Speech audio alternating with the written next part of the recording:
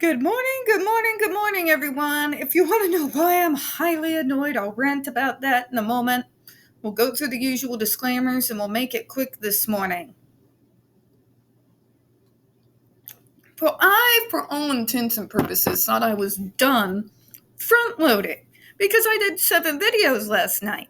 But because my computer is effed up on stupid, it decided to lose several of my videos that I pre-made last week. So here I am this morning, angry. Autistic fog brain very firmly intact because my routine has now been thrown into the window. God, I can't even speak properly. Thrown out the window. So I am miffed. And not just miffed. No. Now I'm in autistic fog brain, so now I get to spend the rest of the day that I intended to celebrate a pool day in complete utter fog brain.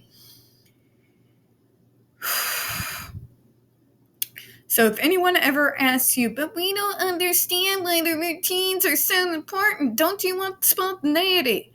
I like planned spontaneity, Karen. Or I leave loopholes in various routines and alternate routines where it could be okay.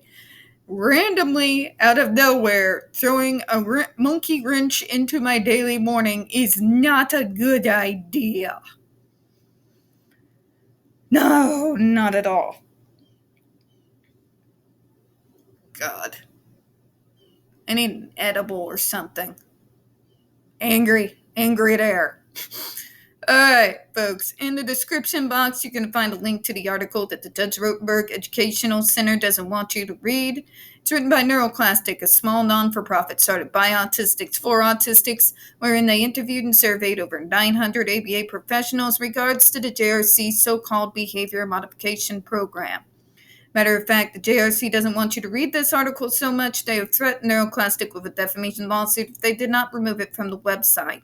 NeuroClastic has refused, folks, so you know the drill. Please read that article and share it on all your social media.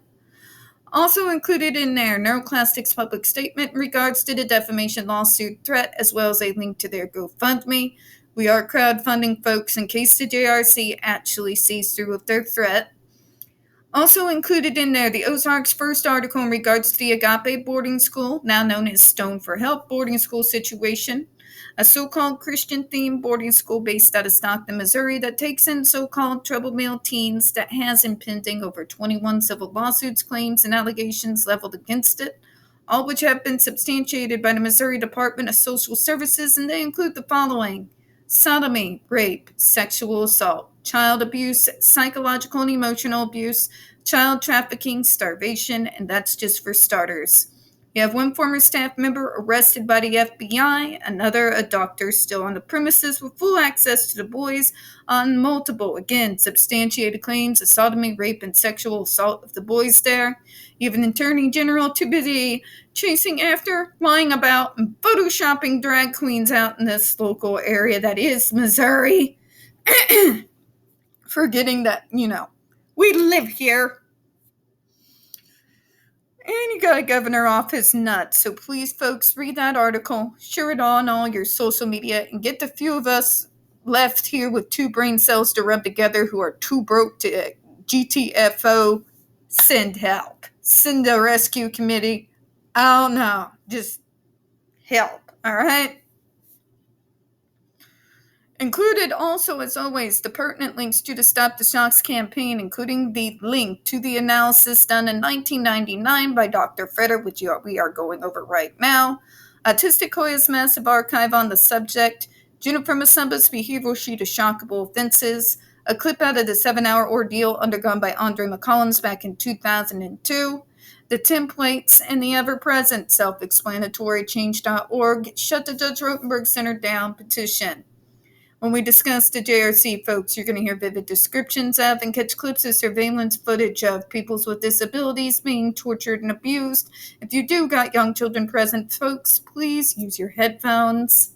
This channel is marked not for children for a reason. We use profanity on occasion and speak on dark subjects. If your child is 16 and younger and they're watching this, very obviously parental supervision is very much advised, all right? Okay, where we left off last night when I thought I was done. Yeah, I know, breathe. Although blank has an IEP priority, IEP of March the 15th, 1999, make a choice is not as clear what this means. Isn't that their MO, though? They always make things vague as hell. You know?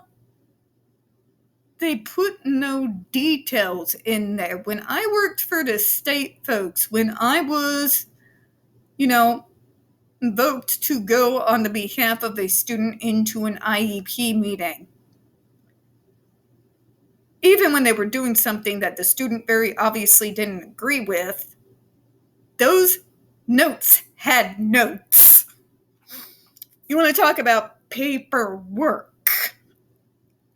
okay? It was not really acceptable to put something as vague as make a choice without fleshing it out. Because making a choice could be literally anything. Dr. Matthew Israel could sit there and say, well, we did allow her to choose the chocolate chip cookie, so that's making a choice, isn't it?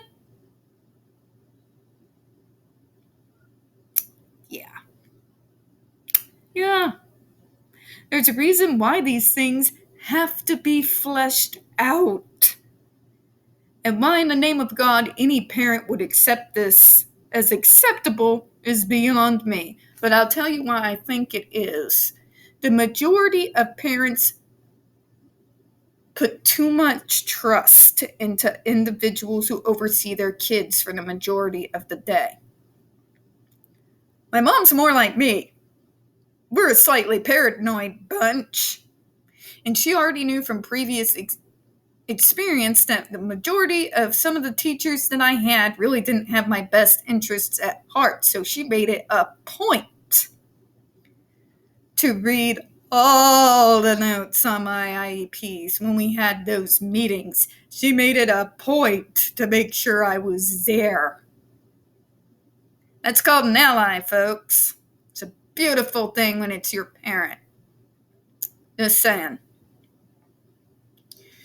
You can't make statements that vague, particularly when it's toward the final IEP meetings, circa middle school transitioning into high school, and you're kicking in those transition age services. You gotta flesh it out. You have to. God. There are many types of choices that an individual can make. Some more meaningful than others. Exactly my point. Choices can range from selecting between a blue peg versus a red peg to choosing in which activity to participate or to refuse participation in an activity. The earlier choice of one meaningless concrete object versus another concrete object is indeed a choice, but not one that is significant to others that actually have an impact on one's life. Exactly. Make a choice isn't good enough. You want to prepare me for the real world? Give me a choice along the lines of I can spend my last $5 at McDonald's, or I can take my happy ass down to Dollar Tree and get about a week's worth of food. This is the sort of things we're talking about. Choices on how to spend money wisely and how to make the right choice by putting tools in hands. You can't do that when your IEP is essentially, you get to make a choice. But see, look, we gave her the choice. It was a part of the IEP, and we let her choose the red peg. That's not how any of this works, Karen. Dr. Karen, this is not how it works. What book I read has hear me, no. Well, I can't say books because books influence me a lot and has since I was itty bitty knee high to a grasshopper. They're my escape from the ableist reality I'm forced to endure. Point blank, period. That was my autistic way of escape. I knew I couldn't physically leave the proximity, so I would grab a book, and that was my form of escape. But that's a completely different subject, so sorry for rambling there. The point is, you can't say that you're meeting the goals of the IEP by saying, but look, we let her make a choice. When that choice is between whether I want mint chocolate chip or vanilla ice cream. Okay? These do not have a major impact on our lives or our ability to live independently or interdependently, as the case may be, out there in the real world. And I know this doctor is getting beyond frustrated, but doctors like Dr. Fredda, even as backwards as they can be, as I've pointed out and I told you I would let you know, they can't comprehend that individuals like Dr. Israel and some of the dinosaurs that are left here to haunt us, like the ghost of Christmas past, are more likely hanging over our heads like the sword of Damocles, still do not believe that we, as autistics, as disabled people, particularly I'm speaking of the nonverbals here, have the capacity to make any real life choices. That is why they will try with IEPs to do these vague make a choice between red and blue pegs, because that is where they think our capacity starts and ends. This is what I mean when I say these are the kind of folks who don't feel that there's a point in trying to educate us because they don't feel like we can be educated.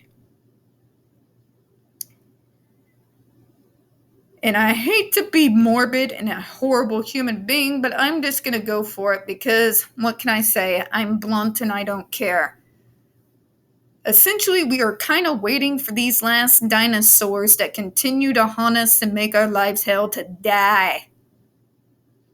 So that the new school of doctors, as flawed as they are, who are actually open to conversation with us neurodivergent folk and other disabled people, will take their place, and maybe finally we can progress somewhere past the 1980s and early 90s. We're going to close out on that, folks. We don't get very many views on this channel. The few that we do tend to get removed from time to time. So, folks, please don't forget to hit that like button. Hit subscribe. Don't forget to hit the comments. I do appreciate your time. As always, we here at Spilling Tea hope you have a good one. Bye-bye, everyone.